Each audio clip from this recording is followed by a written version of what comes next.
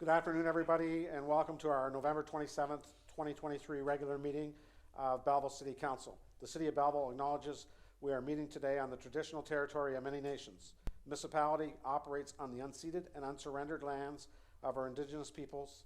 We recognize and honor the historic relationship of the Indigenous peoples to this land and acknowledge our shared obligation to respect, honor, and sustain these lands and the natural resources contained within. We recognize all First Nation, Métis, and Inuit who call Belleville their home and support the need for cultivating a strong relationship with them. We look forward to fostering a path forward towards reconciliation and show respect for the Indigenous peoples who first lived and currently live on the land where we all now reside together. I will call the meeting to order, and we are all present. Please remain standing for a moment of reflection by City Clerk Matt McDonald. May we be worthy custodians of all that has been entrusted to us. Help us to be concerned only for what will promote good government. May we bring to our council chamber minds that think and hearts that feel, always having respect for others so that we may serve the people of our city in a helpful manner and for the good of all. Please be seated. Disclosure of pecuniary interest and general nature thereof. Seeing none, we open with a public meeting. There will be a public meeting to present information on the proposed modifications to the calculation method for building permit fees as included in the consolidated fees bylaw and obtain public input. All interested parties are invited to attend the public meeting of council and may speak to the proposed calculation method. Is there anybody in the audience that would like to speak to this? Going once, going twice. Okay, closed on the meeting. Reading of confirmation and the motion for regular council meeting minutes of November 14th, 2023 and the regular in-camera meetings minutes of November 14th, 2023. Councilor Alsop, Councilor Ray Miller, discussion, all in favor? Carried. I just want to make a note that Councilor Millette will be not standing any point tonight in council. He has had his knee done, so we're going to let him sit for the rest of the meeting. We'll start with deputations. Danielle Hanelman, Executive Director of Downtown Improvement Area, BDIA, is making a deputation to council. Hello.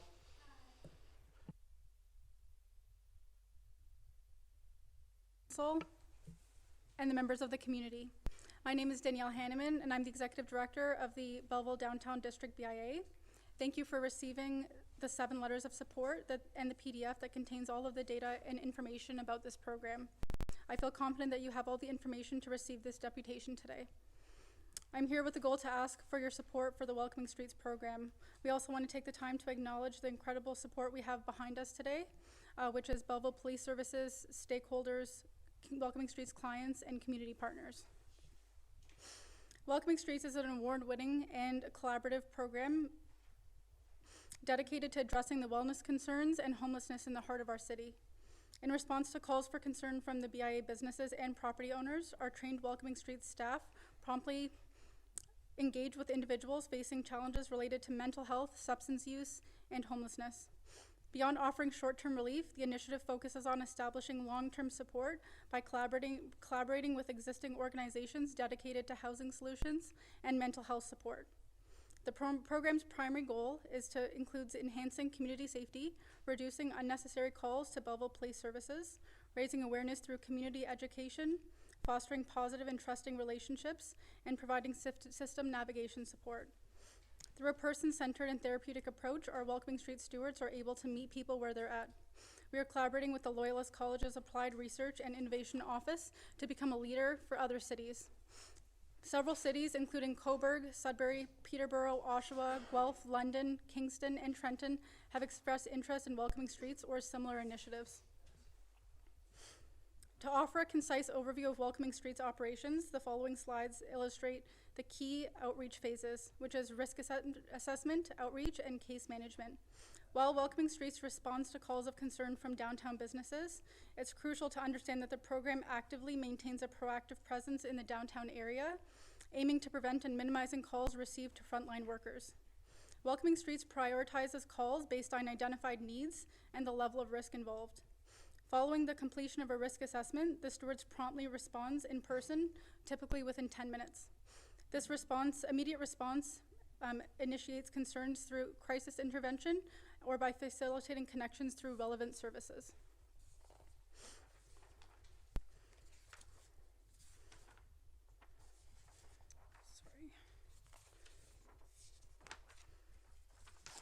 So we have applied to the Community Resource and Human Services, and our request was denied. We also applied to the Resilient Communities Grant, awaiting response.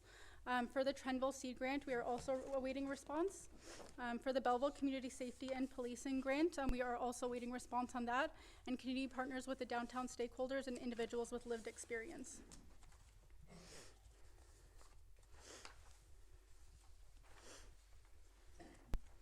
Okay, so over the past year, our initiatives have produced significant outcomes, assisting with more than 118 individuals facing challenges, interacting with them over 110 times. Notably, there has been an emphasis on the need to respond to medical health concerns within our community. Just this past year, Welcoming Streets received 161 mental health related calls that have been responded to over 230 calls from business owners. As a result, an estimated 230 or more calls to Belleville Police Services were potentially averted.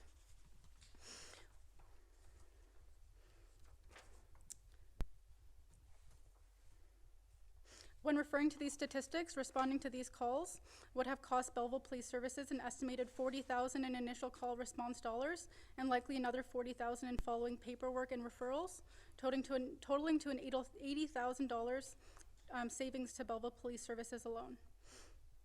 Welcoming Streets continues to conduct comprehensive training, including equipping 13 businesses to administer life-saving medication. We also organized 2 large-scale training sessions in partnership with Hastings Prince Edward Public Health, a crucial response to the recent surge in opioid poisonings. In 2023, our Welcoming Streets survey was noted by downtown stakeholders that if Welcoming Streets did not continue, there would be an increase to necessary calls to police, reduced support for public safety and security-related concerns, and a decrease in preventative support towards the marginalized individuals, and a decrease in community-wide effort to support others.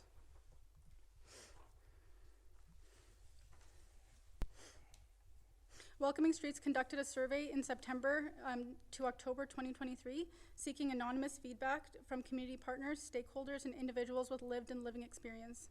We've shared these results with City Council ahead of time, but here's a brief summary of what we've learned. When asked, do you feel that Welcoming Streets helps to address social issues and the perception of safety within the downtown? 100% of respondents answered yes. When asked, do you believe Welcoming Streets outreach is an essential service? 100% of respondents answered yes. When we asked respondents about the type of assistance they want to prioritize downtown, Welcoming Streets was listed as the top priority. It is crucial to bear in mind that as we share these statistics, they represent more than just numbers. They represent human beings. Through our interactions, we're able to provide an experience where individuals feel listened to, respected, and valued. The following key considerations and challenges should be considered when understanding the unique role of Welcoming Streets plays. However, sustaining this vital initiative requires addressing practical aspects such as extending operating hours, managing staff workload and burnout, and acknowledging the substantial cost savings. By recognizing the proactively addressing these concerns and challenges, our outreach program strives to create a lasting positive impact within our community. If Welcoming Streets does not continue, the community at large will stand to be profoundly affected. There could be a surge in calls for service to Belleville Police and the BIA. The strain on community partners is likely to intensify, altering the nature of interactions and posing challenges to maintain effective collaborations.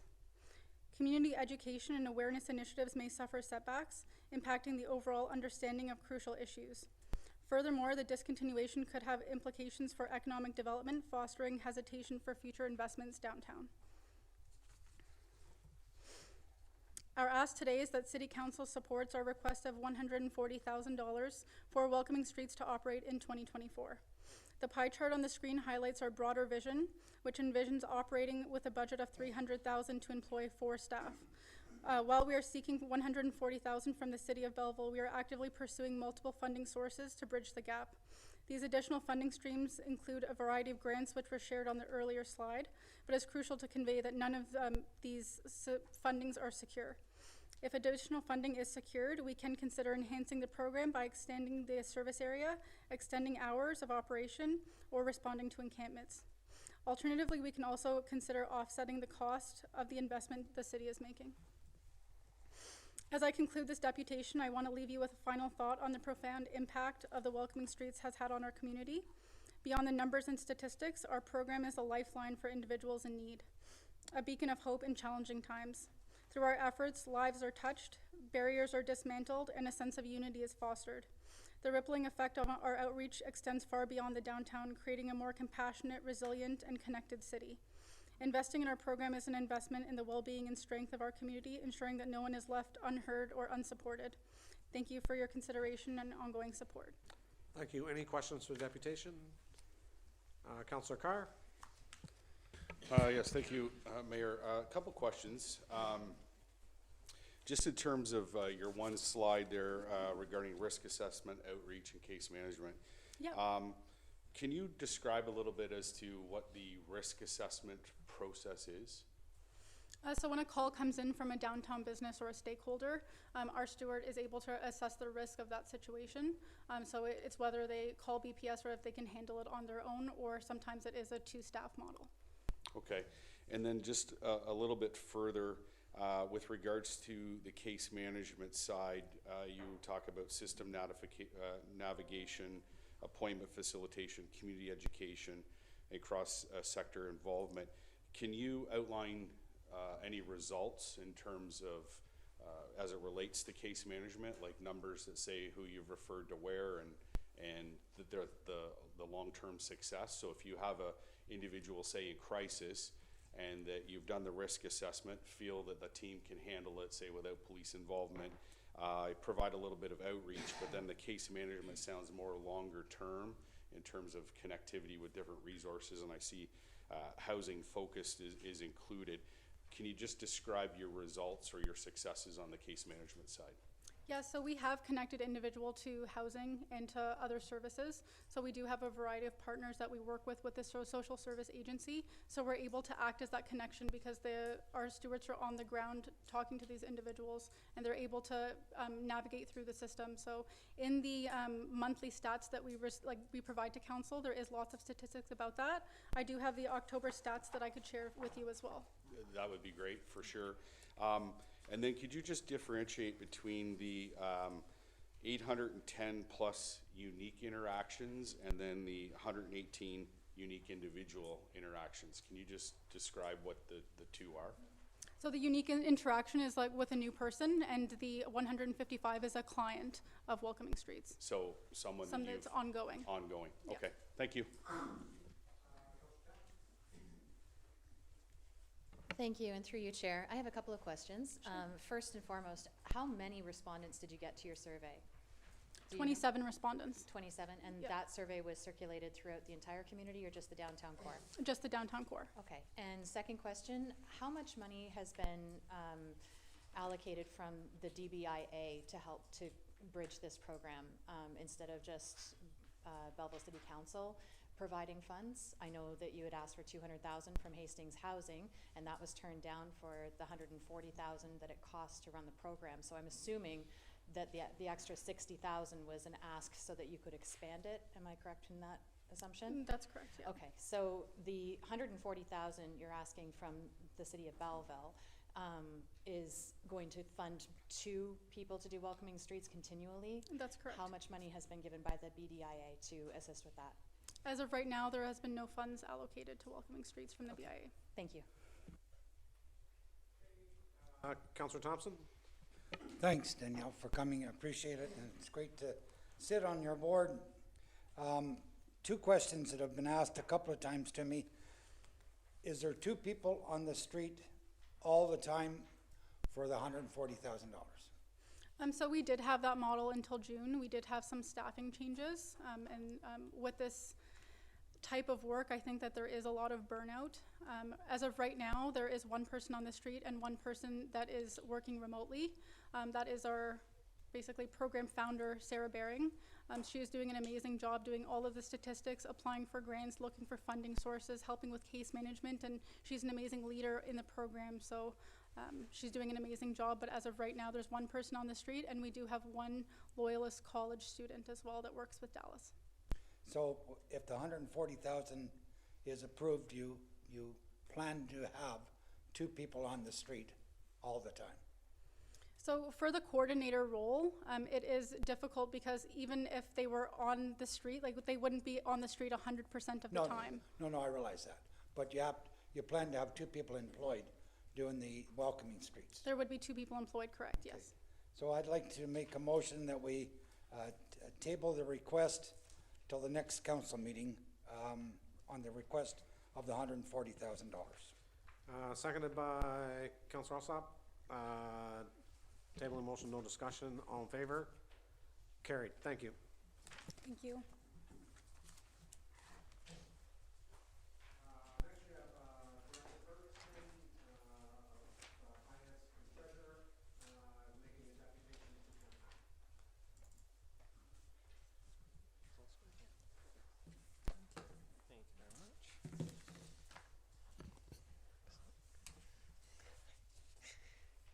Thank you very much. Thank you very much. Good evening. I'm very pleased to be here today to present the 2024 capital budget overview. I'll just give it a second to populate on the screen. This is the opportunity to understand generally the overall budget for the city for the 2024 capital budget. More detailed presentation and discussion will take place at the December 6th capital budget meeting. I encourage everyone to log on to the city's website, www.belleville.ca/budget. As well as there's a survey for the 2024 capital budget to give feedback on the actual budget that's posted as well. So we encourage you to provide your feedback, and that will be available for council at the December 6th meeting as well. So the capital budget, that's the budget that looks specifically at the capital expenditures of the city for the year. This is where we're making significant capital expenditures from the budget and financial control policy. That's a minimum of at least $3,000, but usually much greater. The capital budget this time was extended. The engagement period that we made available was outlined in the Treasurer's report and the guidelines established by the grant committee and approved by council. This was enhanced so that we could get more community feedback and provide more budget content. The guidelines that were passed by council, they focused on core infrastructure. This was in line with the feedback that we received from the community as well on our capital budget, as well as they focused on increasing the capital budget expenditures for the year. And the purpose of this is to narrow our infrastructure gap. We have a large amount of infrastructure, and based on the asset management plan, we're not making large enough expenditures in a year. And so we pegged the expenditure to be an increase from the 2023 capital budget and in the range of $65 to $70 million. Also, we identified for funding sources, it's going to be tight. There's a lot of high priority projects that need to get done by the city. And when we're going to evaluate those, we're going to look at risk, and we're going to look at the prioritization scores established for each capital project, with priority also being given to to core infrastructure. I think you're skipping on me. Also, what's important, we looked at our capital budget, our capital projects that are currently outstanding for the city. We want to make sure that we're bringing both a financially sustainable plan, but one that's accomplishable. We have a significant amount of capital projects that are still in the queue to get done, so we wanted to bring it to a budget package that could get completed within the year.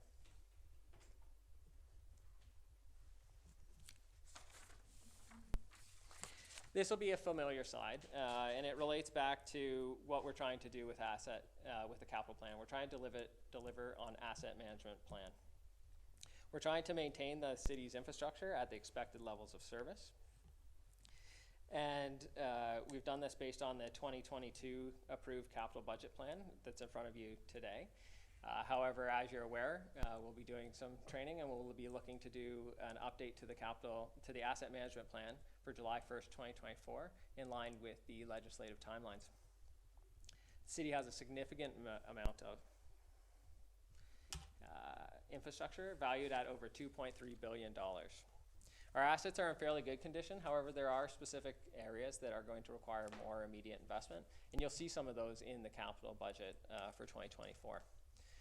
We have about a $55 million gap that we're looking to bridge annually, hence the increase in our capital budget overall expenditure, and it's fairly evenly split, about $29.5 million for renewal activities and $25.7 million for growth-related activities.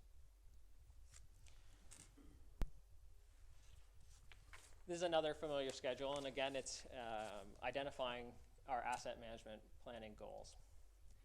The green line there is looking at the $80 million of capital investment that we need to be making annually. I would note this is uninflated, so our next capital budget asset management plan will look for adjustments in there, and they're likely in the upward threshold. Again, you can see our average spending line by the red line there, and the dotted line is the $70.5 million 2024 capital budget that will be proposed at the December 6th meeting. Again, moving towards the dotted purple line, towards that green line to bridge our infrastructure gap is the goal here. So just some very brief highlights, and again, I encourage everybody to visit www.belleville.ca/budget to look at the actual capital budget and all the justification sheets associated with each capital project for the 2024 capital budget. What will likely stick out quite a bit is there is one substantial project on the books for $55 million. This includes the rehabilitation expansion of Bridge Street from Coleman Street through to the new pumping station in the Loyola secondary planning area. This is expected to generate about 1,800 housing units, so it's in line with our housing goals. And on full build out, expected to build about 9,000 housing units for the city of Belleville when built out across 3 phases. There's a lot of work involved with this project, and there's a lot of details included in the council agenda package with more details on the individual costing of the infrastructure. My apologies. As well as the return for taxation and user rates and impacts on the city's funding. Also included in the combined service and transportation projects are annual contributions for road infrastructure. A variety of roads are getting shaved and paved, resurfaced, and rehabilitated. There's over 17 different roads that can be identified within those justification sheets on our capital budget.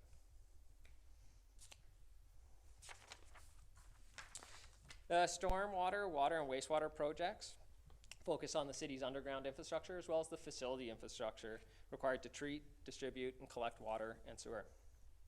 There's a total of $4.6 million in the 2024 capital budget, which contains continuations of existing projects and maintenance for critical infrastructure. Campton Underpass Storm Pumping Station is one of these high priority projects. It's received federal and provincial funding and is expected to be completed in the 2024 year. In 2024, wastewater infrastructure continues to be a high priority area. Including the budget is $600,000 of additional funding for a comprehensive wastewater facility treatment project with the budgets that will now total $15 million for that infrastructure. Again, a more detailed report is included in the agenda for your reference.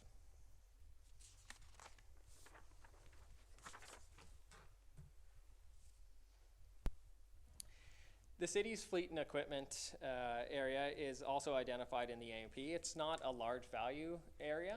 However, it's an area that has a significant amount of infrastructure that's in poor and very poor range. So it requires our investment.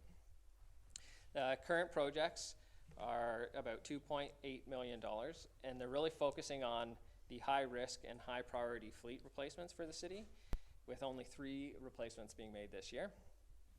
2 plow trucks, and an urban fire rescue vehicle. Again, with the focus on core infrastructure, the residual funds for a financially sustainable budget relied on us picking the highest risk, highest priority infrastructure for fleet and equipment to move forward. Not noted on the slides, but also in the same vein, the city's facility and parks and recreation section, park section, included about $2.6 million of infrastructure renewals, and again, focusing just on the high priority annual renewals and maintenance of that infrastructure.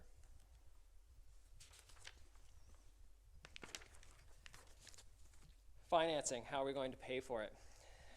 This slide shows a 2024 breakdown for the budgeted financing for the capital projects.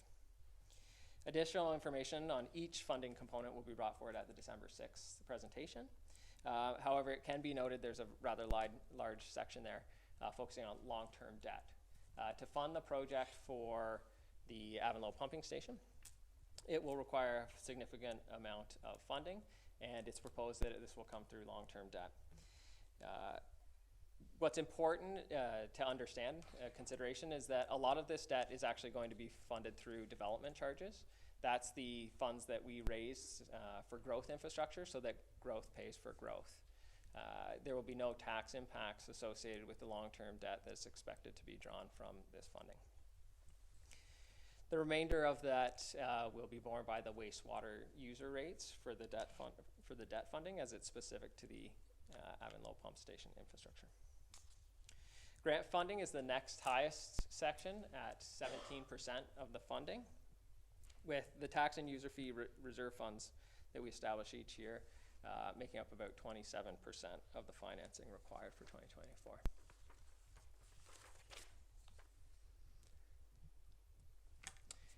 As with each year, it's important to understand that as we add infrastructure to the budget, we also add operating costs, and we eventually will also need to replace this infrastructure. On each of the justification sheets, it's outlined the impacts that will come into effect when we're adding new infrastructure. And we make a base budget adjustment in our operating budget to accommodate for these costs. Specifically associated with the 2024 capital budget, there will be an adjustment for $841,000 required for the infrastructure that will be added in the 2024 capital budget.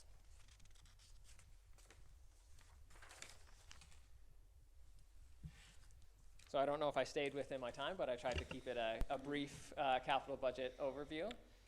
Of course, if there's any questions, and I encourage everybody to visit www.belleville.ca/budget to both take the survey and provide your feedback on the budget and get access to additional content, Budget 101, and the full reports and capital budget justification sheets. The capital budget will be taking place December 6th at 1 p.m. So we can save all our questions till December 6th at 1 p.m. then, is that what you're saying? Thank you, Treasurer Ferguson. Any questions? Seeing none, a motion to receive, I believe we need. Councillor Chatton, Councillor Kelly, all in favor? Carried. I need a motion to go in committee of the whole. Councillor Rising go in committee of the whole. To hear and consider reports, passing recommendations and resolutions with Councillor Chatton in the chair. Moved by Councillor Alsop. Councillor Wright Miller, all in favor? Carried.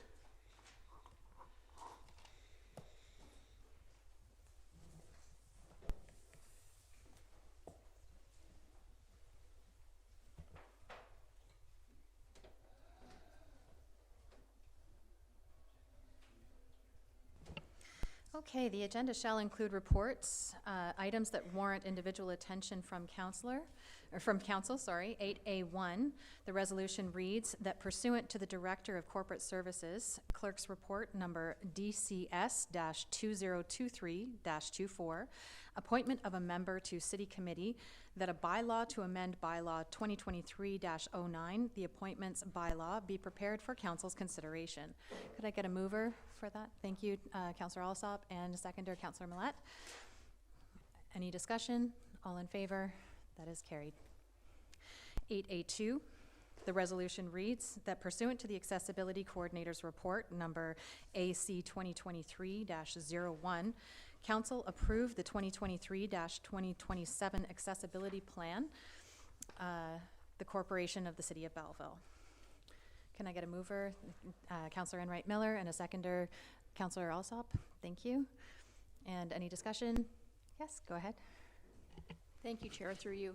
I wanted to make some comments, if I may, as Chair of the IOTA Committee and Belleville Accessory Advisory Committee. We're very pleased to be putting this map to Council. Accessibility for Ontarians with Disabilities Act is a provincially legislated which sets standards for goals to create accessible communities where all people have equal opportunity to use spaces without barriers and have access to goods and services freely with full function. Under this legislation, each city is required to develop and implement and maintain a map or multi-year plan. To become compliant with all these regulations of the Integrated Accessibility Standard Regulations, or the IASR, this map is a living document and will help guide our municipality along the path to remove barriers and improve accessibility in the City of Belleville. The map framework tackles customer service, information and communications, transportation, and design of public spaces. We have many accessibility goals we would like to see realized over the next several years, and this document will help outline the framework to get to the necessary results and to help meet the needs of our community. We want our residents and community to feel fully functional and inclusive by creating equal opportunity for all, regardless of personal condition. Again, our goal is inclusion, independence, and dignity for all people in our community. And I would like to really thank the staff from all the various departments that offered feedback for this report and the map. And thank you to the public who offered input and we received, and for the inclusion of the map. And our Accessibility Advisory Committee for their input and support and hard work, and our AOTA coordinator, Nicole Yancey. Without her, this map would not be here before council. And I would ask council's full support. Thank you. Any other questions or discussion? Seeing none, all in favor? That is carried. Thank you. Counselor, would you mind turning off your mic? 8A3, City of Belleville Grant Committee. The resolution reads that council approve the recommendations of the Grant Committee as outlined in the Director of Finance Treasurer's Report, DF-2023-20, City of Belleville Grant Committee. Can I get a mover and a seconder? Thank you, Councillor Millette, Councillor Kelly. Any discussion? All in favor? That is carried. 8A4, the resolution reads that pursuant to the General Manager of Transportation and Operations Services, report number GMTOS-23-30, Community Emergency Preparedness Grant, Anti-Vehicle Barrier System, council endorse an application for the Community Emergency Preparedness Grant in the amount of $50,000, and that the 2023 capital budget be amended to add an issue for the purchase of an anti-vehicle barrier system in the amount of $105,000 to be funded by the Community Emergency Preparedness Grant in the amount of $50,000 and the Municipal Accommodation Tax Reserve Fund in the amount of $55,000. Could I get a mover and a seconder? Mayor Ellis and Councillor Millette, thank you. Any discussion? All in favor? Oh, sorry, Councillor Millette, go ahead. Sorry, Madam Chair, through you to Mr. Reid. I had the opportunity, I think as many of us did over the summer, to see the barrier systems in place for some of our summer festivals, as you note in your report. Just a quick question, Mr. Reid, if I could. How much was the rentals where we use this on a rental basis for the summer? Through the chair to Councillor Millette, for the 11 weeks we had it, it was approximately $48,000. Yeah, we might just as well buy it then for that rate. Thanks very much. Any other questions? Any discussion? No? All in favor? Thank you, that's carried. 8A5, the resolution reads that in accordance with the section 30.3 sole and single sourcing approval and reporting of the city's purchasing bylaw number 2023-182, the 2-year estimate from the City of Toronto's centralized municipal processing center be accepted for the automated speed enforcement processing in the amount of $854,000 plus $111,020 HST for a total estimated amount of $965,020, and that the mayor and city clerk be authorized to sign the acceptance agreement on behalf of the corporation of the City of Belleville, and that the city clerk be authorized to fix the corporate seal. Can I get a mover? Thank you, Councillor Brown, and seconder is Mayor Ellis. Any questions or discussion? All in favor? That's carried. Thank you. On to 8B, consent items. Council may adopt consent items by one motion, but prior to consideration of such motion, members may request that specific items be removed from consideration under such motion, and council shall consider such items individually. I'll go around the table. Councillor Thompson? 8B8 or 8B6, sorry. 8B6. Okay. And Counselor Carr? No, thank you. Counselor Enright Miller? No, thank you. Counselor Alsop? No, thank you. Counselor Brown? No, thank you. Mayor Ellis? No, thank you. Counselor Kelly? I can't speak for him. No, no, thank you. No, I mean, no. All right. So that said,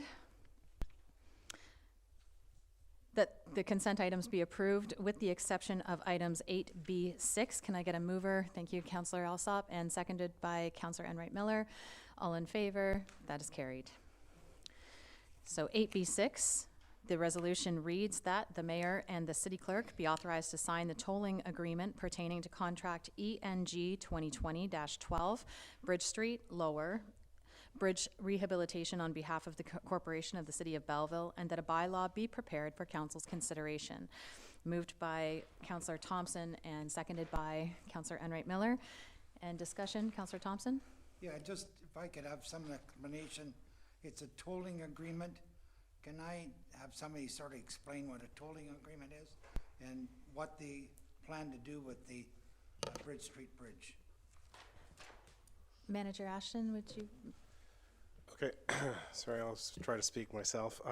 The tolling agreement was a recommendation from our solicitors, because as you may be aware, the original contractor declared insolvency. The insurance company covered the remaining repairs. So basically, there's a limitation, and then this tolling agreement extends that period of time so that it looks after the city's best interest to get remunerated for those repairs. Thank you. Any further discussion, questions? All in favor? That's carried. Thank you.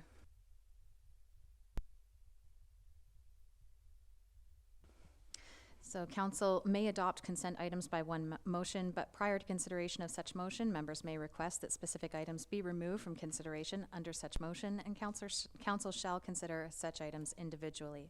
I'll go around the other way. Councillor Kelly? No, thank you. Councillor Millette? No, thank you. Mayor Ellis? B, 8B? correct, 8C2B. I guess. 8C2B? 8B2. Councillor Brown? No, thank you. Councillor Alsop? No, thank you, Madam Chair. Councillor Enright Miller? No, thank you. Councillor Carr? No, thank you. Councillor Thompson? No, thank you. Okay, so the resolution is that the agenda items be received with the exception of items 8C2B. Could I get a motion? Thank you, Councillor Alsop, and a seconder, Councillor Enright Miller. All in favor? 8C2B. Whoa. Are we on, Discussion around? I'm sorry, we're on consent items, ma'am? Yeah. Madam Chair? Yes, that's correct. 8C, no, We're I'm here. confused. We're on the- Council Information Matters, 8C. Oh, I thought we were on consent items. We were, but you left. Oh. Well, I'm We went sorry. on without you. I'm sorry, Madam Chair, because I was absent for the entirety of the consent items. I do have an item on 8C, sorry, 8C2A. Okay. So with the exception of, I'm not sure how to walk this back. How about you vote on mine, and then we'll just back up. How do we do this? Vote on the one on the floor. And then go back to this one? Okay. Is that agreeable for everybody? Okay. So I just want to support this because it's a meeting basically with the provinces or the province to discuss such economic prosperity and. Oh, sorry. Can I just interrupt? Was that, you're speaking to B. 8C2B? Because Yeah. I don't think I've got a motion or a seconder Okay. on the floor for that. Yeah. So motion by you and Councillor Alsop as Okay. well. As a Just cut it seconder. short, talk to the province. Thanks. It contains homeless, social issues, economic issues. So it's tackling what we Yeah. did last council. Okay. Any discussion? All in favor? Thank you, that is Okay, where are we carried. backing up to, Chris? So we're backing up to 8C2A. Support for, the resolution reads, support for Quinte Conservation Executive Board, October 24th, 2023 motion, and October 26th, 2023 letter objecting to the recent Ministry of Environment, Conservation and Parks proposed changes to streamline the permit by rule framework posted to the Environmental Registry of Ontario, which is the ERO. So moved by Councillor Millette, seconded by Councillor Carr. And did you want to speak with it, or speak to it? Yes, I certainly would. And thank you, Madam Chair. At our last meeting of Quinte Conservation at our executive board meeting on October 24th, we received a report that the basis for which this motion is today from staff, outlining the very serious concerns that the province has, once again, as we noted some months ago, the province seems to have a proclivity to making up regulations on the fly with very little consultation with municipalities or agencies affected.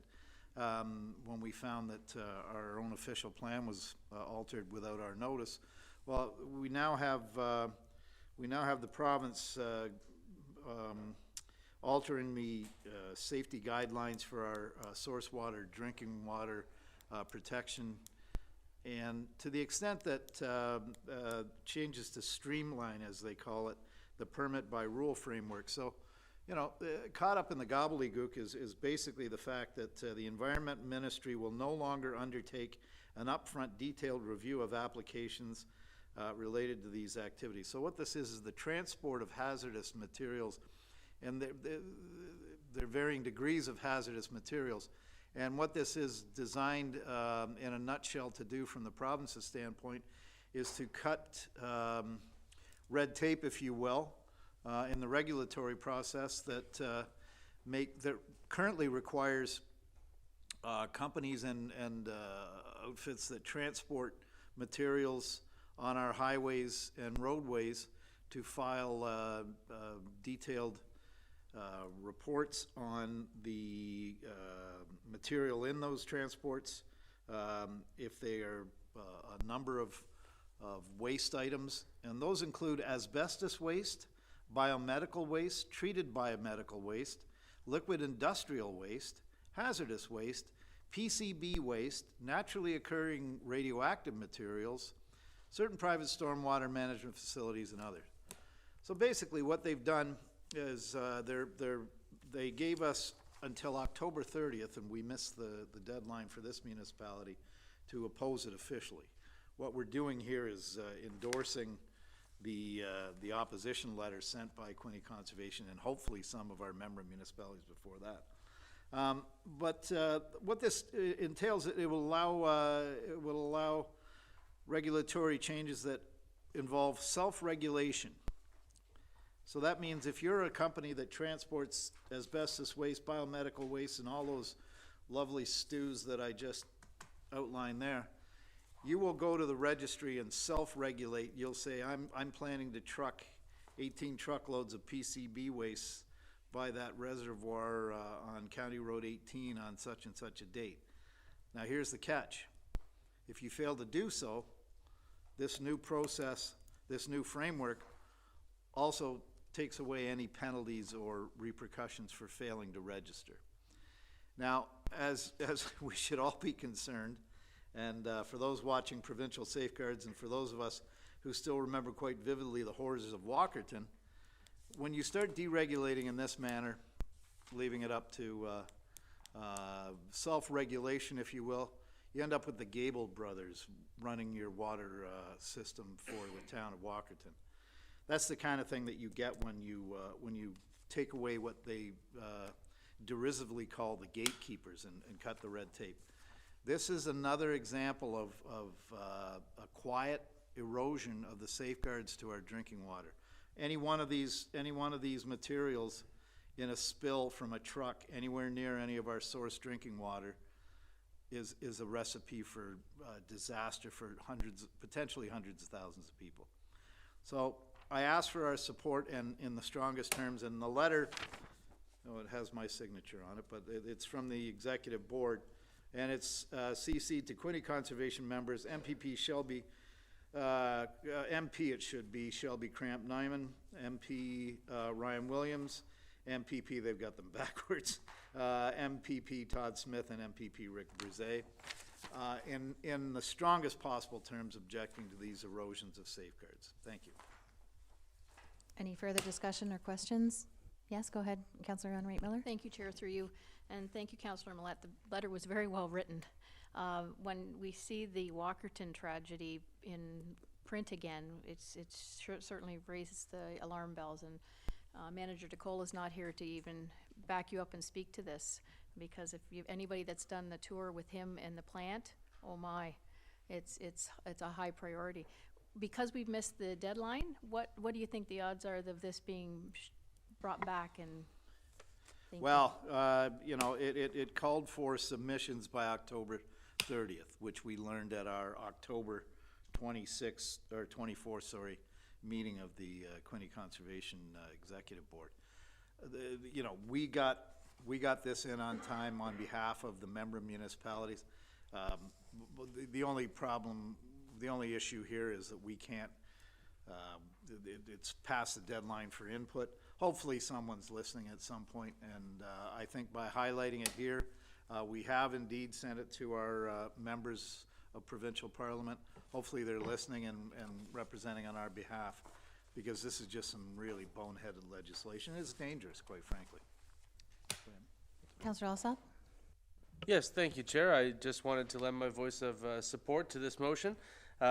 Certainly, anytime you have a situation where you're asking for self-regulation with no penalty for failure to report, you're flirting with disaster.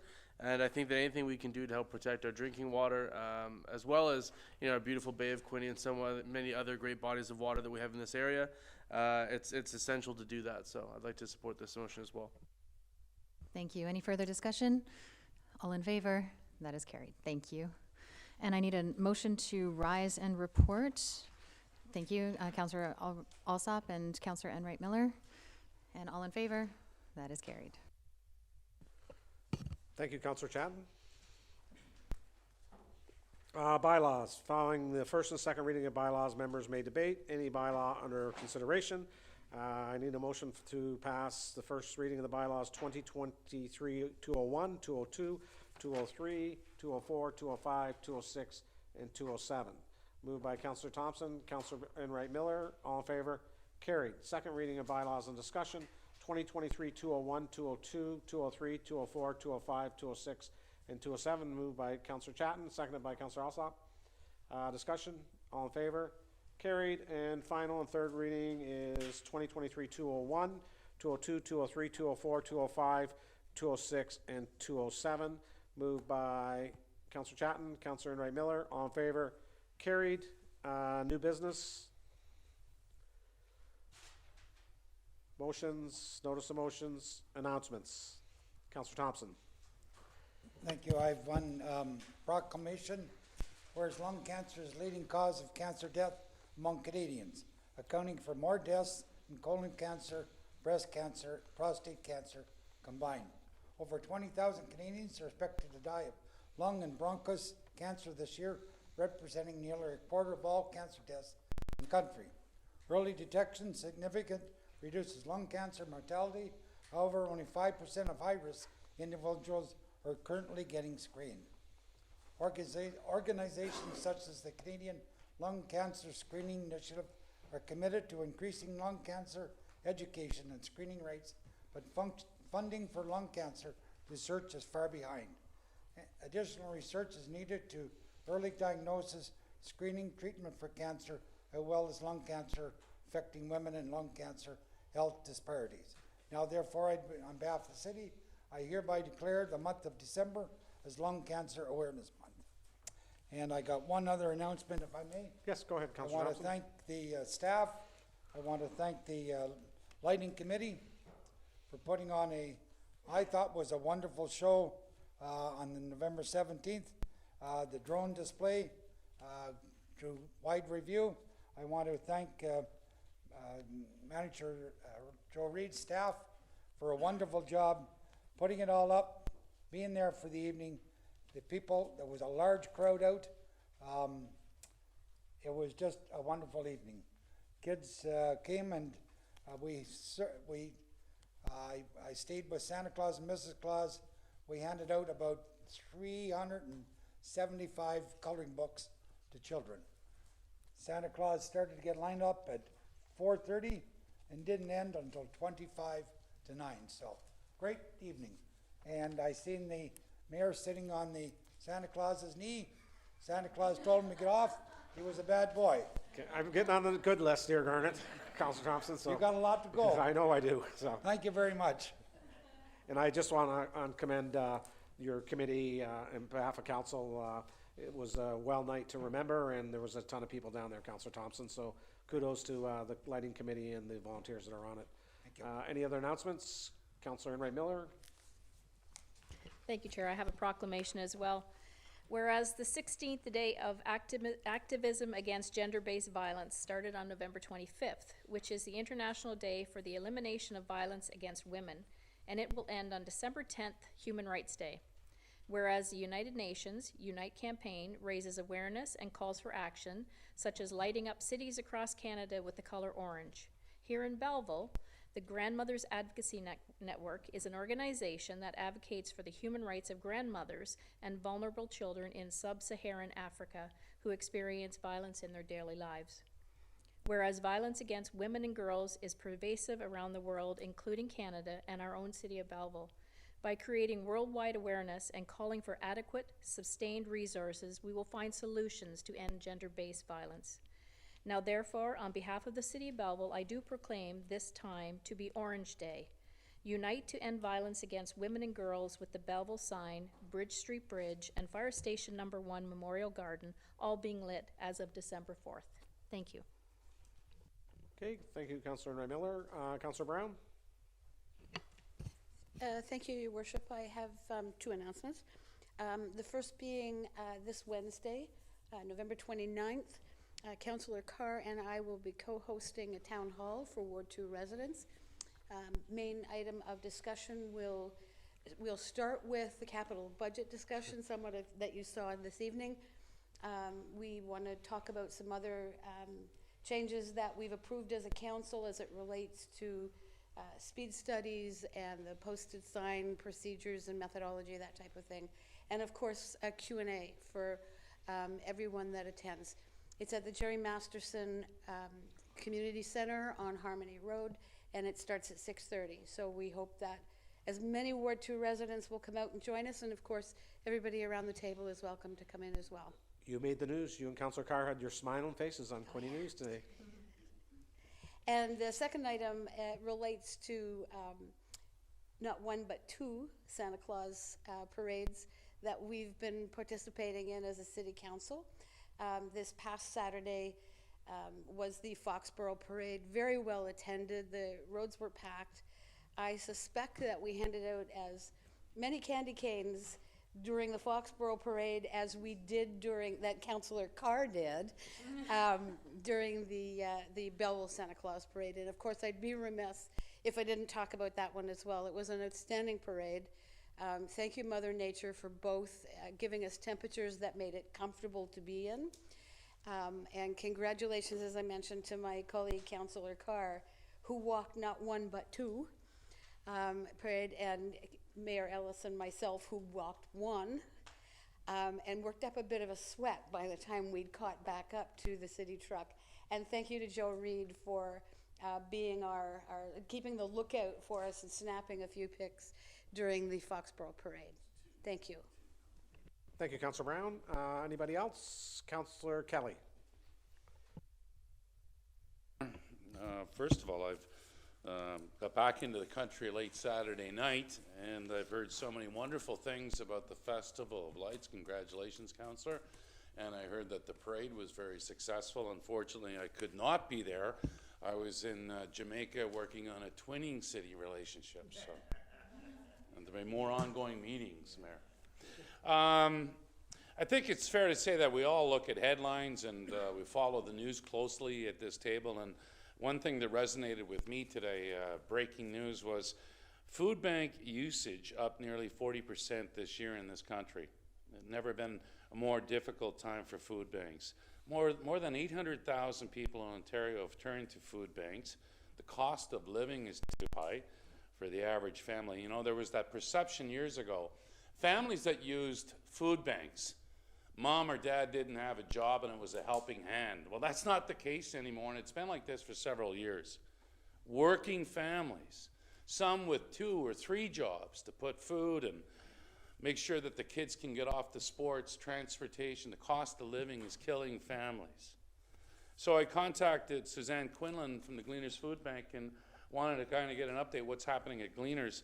Well, here in Belleville, they support 1,200 families a month, and they distribute food to 6 regional food banks. And clients can call on the services of the food bank here in Belleville every 21 days. And I asked Director Quinlan, tell me about the hampers. Well, a small hamper for a family is $110. The medium is valued at $175, and a large hamper is valued at $200. They have close to 150 volunteers, still can use more. And talk about corporate support. We are blessed in this community, those are her words, to have Kellogg's. Because the cost of cereal for families is through the roof, like everything else. But Kellogg's does so many donations, makes a lot of donations to the food bank, and just recently issued a $20,000 check this month to Gleaners. She also touched on Reed's Dairy and the support with milk and cereal. That's a pretty healthy start for young kids going off to school. So those are our key community supporters, Kellogg's and Reed's. For every donation, if you make a $1 donation to the food bank, that enables them to go out and purchase $5 of food. I read a report in the National Post that Hamilton was having challenges with students using food banks in Hamilton from the college and university in Hamilton. So I asked, what's our working relationship with Loyalist College? Well, Loyalist has their own food bank called The Cupboard, with partnership with Gleaners, United Way, and Willow Leaf Farms, according to the website. So tomorrow is Giving Tuesday. It's the world's largest generosity day.